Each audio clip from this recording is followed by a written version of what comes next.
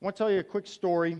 I have a friend. His name is Ed. Ed is an atheist. And let me tell you how I met him. It's kind of interesting. About a year ago, he sent an email to us here at Living Water.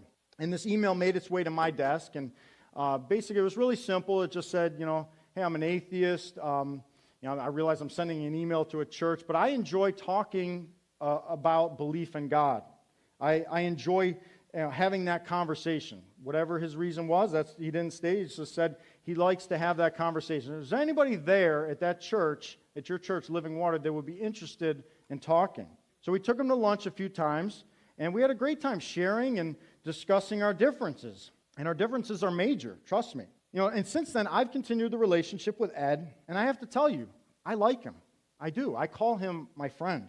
And let me describe Ed for you. I asked him if he was okay if I did this. He said, sure. He's one of those guys, he drives a car that is just, the whole back end of it is just littered with bumper stickers, all anti-God messages. Some are a little funny, most are downright offensive. He has a tattoo right here on his arm, and it cites Leviticus 19:28. If you happen to know what that verse is, it's the verse about not cutting yourself and making tattoo marks on your body. So you can kind of see his intent there. And the tattoo is rosary beads that have morphed into DNA strands. And what it says below it is, from faith to reason. That's my friend Ed. So we get together from time to time. We go to lunch. And, sometimes he says things to me that bother me, maybe even challenge me. But I'd like to think I do the same to him in return.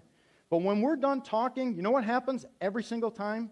It's a handshake, a smile, a pat on the back. And we always say to each other, hey, really enjoyed it. As always, great conversation. Let's do it again. Here's my point. That email that he sent to our church here, I asked him, I said, you didn't just send it to Living Water, right? He said, no, I sent it to a couple dozen churches. I said, that's interesting. I said, how many responded? He said, one, you guys. And I don't say that to pump us up in any way. These are just the facts as they were related to me. And I asked him, I said, so the other churches, they replied and said, they just didn't want to get together or what? He says, no. They didn't even respond. He didn't get a single response from over 20 churches. Maybe those churches didn't have the time or the people to engage him. I want to give them the benefit of the doubt. But I have to tell you, I think it's discouraging. I really do. Not even hitting the reply button just to say thanks, but no thanks. As militant and atheist as Ed is, he is created by God.